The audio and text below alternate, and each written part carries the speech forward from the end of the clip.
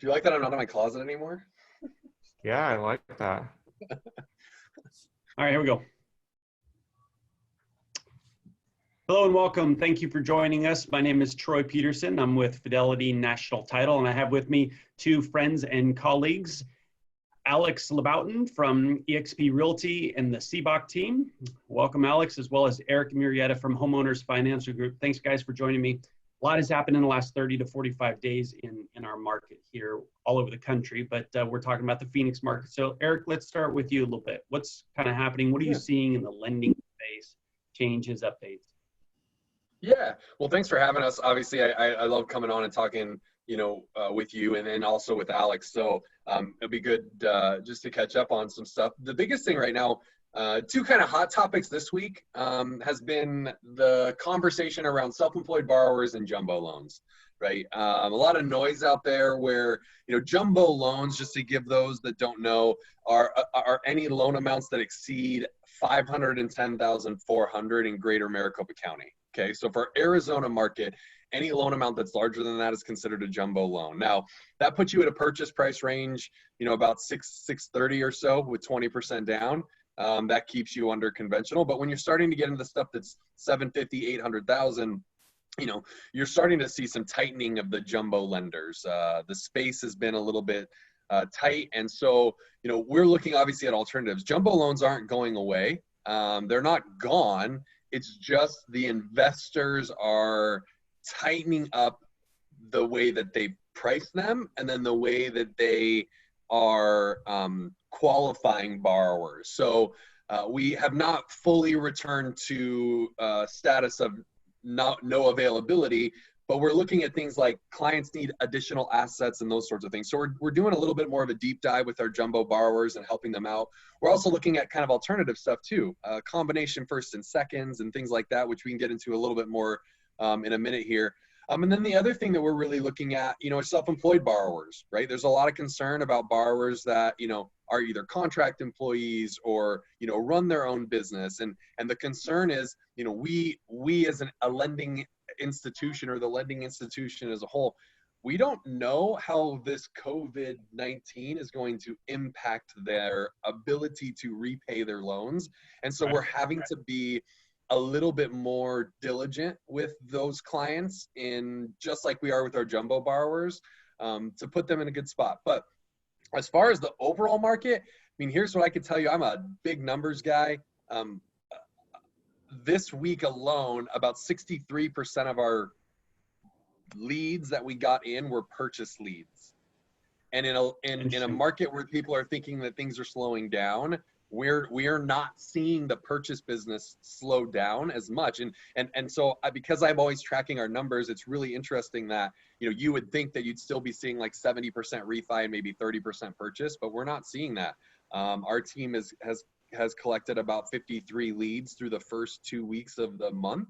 And again, about 35 of those were purchase leads. So that bodes well. I don't know, Alex, what you're seeing on your side or kind of what's going on, but that's where we're at. So. Yeah. So on our side right now, I'm actually seeing people start to come out. So, in the very beginning, when I'm calling a lot of clients, past clients, new clients, a lot of them, they're pumping the brakes on stuff, which is understandable. A lot of new stuff's happening. But now that the, let's say, new norm has been happening, people are starting to get back out there. They're calling me and they're saying, hey, let's, figure out a way to see these. Some clients are out of state. So we're figuring out how I can get into the house and do like a video walkthrough recording or a Zoom meeting or a FaceTime with them so they can kind of see it. Because believe it or not, 2 houses this week that 2 different clients liked, they both went under contract with multiple offers. Wow. And, they're sitting there saying, wait, what? What do you mean they went under contract? Like, we're going through all this. Homes aren't selling. And when I dive and look at the numbers for April alone, just for us, from April 1st to today, there are 5,463 new contracts right now. And people are still buying. It's not, people aren't staying home as much. So, a very good sign in my opinion. Yeah, Alex, to that point, we're seeing from the title perspective, we're still seeing lots of activity. Certainly it's slowed because of the obvious reasons in COVID and what's, the concern, but we're still seeing a lot of activity. If let's say you've got a seller, and you might have this situation that is thinking about listing maybe in the last few months. How are you advising them? I could easily hear somebody saying, well, I'm not going to get as much money, or am I going to have to take less? Are there less buyers out there? Kind of what would be your response to that? Well, I'm kind of looking at where the house is in the area. So if it's an area that does not have, hardly any homes on the market, like, Lone Mountain or different neighborhoods, and they are actually going to price it accordingly, not, $100,000 over market value, which there's still some people that think that way right now. I'd say, if it's ready to go, at least right now and today, with the activity that we've now seen through, April, put it on. Like, let's do it. The multiple offers and the everything that's been happening, I don't see why to wait right now. So that's just my personal feeling in the areas. So. Yeah, what about out-of-state buyers? I've heard there's still a lot of people that are moving to Arizona, and they need to, for whatever reason, the job transfer changed, they're coming, they need help. Kind of what are you seeing from the out-of-state people? You kind of alluded to it, that you're working with. They're frustrated that they can't get here to actually see the houses. So, and there's not a lot of people right now that would buy sight unseen unless they've been here multiple times. I maybe have one client right now that if that house came available in DC Ranch, they would jump on it because they've been through so many houses with me already. But for the most part, it's, they're still looking. And I know one client, I had to tell her, I'm like, hey, just stop looking at houses right now until you know that you can get here and start touring the areas, because she's getting frustrated when she's seeing a few of the houses sell. And in my eyes, she's not a ready buyer because she needs to be here for that. So I'm trying to help her not to be as frustrated and just, hey, we're all going through this together. Let's just, slow down a little bit and we'll find the right house. So don't be frustrated and stay positive. Yeah, good advice. Hey, Eric, let's talk about maybe first-time home buyer, somebody that, young couple that's looking to hop in the market. They've been looking for the last few months, been going up against all the multiple offers.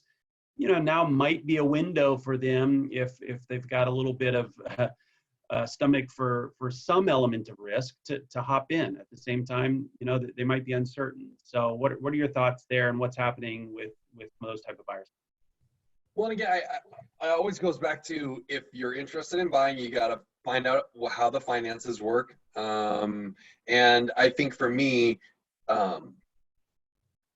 we always look through a short lens, right? So if you were to say, hey, should I invest in the stock market? And somebody said, no way, the last 8 weeks, the stock market's down 20% or whatever it is. So through a short lens, you're always going to look at that. And I think sometimes that's where people get hooked up, right? Or they get tripped up because they say, a first-time home buyer goes, well, if I buy it and it comes down in value, and I go, yeah, but even if, right? Like, even if you play that worst case scenario, Alex, and I'm sure maybe you've done this, even if you come down 10%, are you selling your house next year?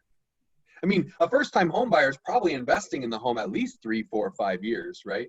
So I think for me, this perspective that we can't make a move today because we're uncertain about next year, we're uncertain about tomorrow, right? Mm-hmm. So we have to have the mindset that if you're going to buy a house, let's look at your picture and say, let's buy this house understanding that your return isn't going to happen in the first 2 or 3 years anyway. Typically, historically, your return happens 5, 6, 7, 8 years down the line.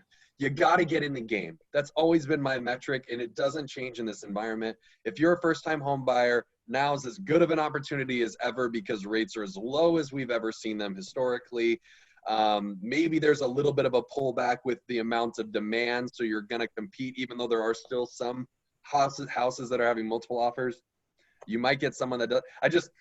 For me, that's the key, right? Is let's take a long-term approach to it, and let's make sure it fits into that plan. And you got to get in. I mean, you got to get in. You're never going to win, right? You don't get in the stock market today. When are you going to get in? You're never going to get in. And if you're never going to get in, cool, man. And I think, good luck. I think what's going on too is actually good for first-time home buyers, because depending on the price range that they're going to be in, a lot of houses that were, $400,000 or $500,000 and under, they were just going super fast because the demand is just so high and our inventory is so low. So hopefully, which is a good thing for buyers with all this happening, if you want a positive, is inventory should be rising. Now, I mean, if we look at inventory right now today, there's 14,597 homes available on the market. When we started pre-COVID, it was about 10,000 homes. So yes, we've gone up a little bit, but at this time last year, we had just over 18,000 homes on the market. So the inventory is still low. So having that come back up through all this will give buyers a little bit more selection to actually get something that they'll truly love and want to be in for that, 3, 5, 10-year period. Yeah. Yeah, and that's only what, 14,000 homes in the population area of 5 million, 6 million County. people, Which is super low. Home is a great investment. I didn't lose 30% value in my home over the last 30 days, but I did in my retirement. But it'll come back, man. You just got to go. Just got patience. Time heals all wounds. That's it. Absolutely. Absolutely. Well, guys, thanks for joining me. Just want to wrap it up. If you haven't considered refinancing lately, man, now's a good time to do it. So get with your mortgage professional, or Eric is fantastic. If you're looking in the housing market, Alex, thanks for being with us. Appreciate your expertise here in all of this and your partnership. So we'll wrap it up here. Thanks for the time, guys, and we'll talk soon. See ya.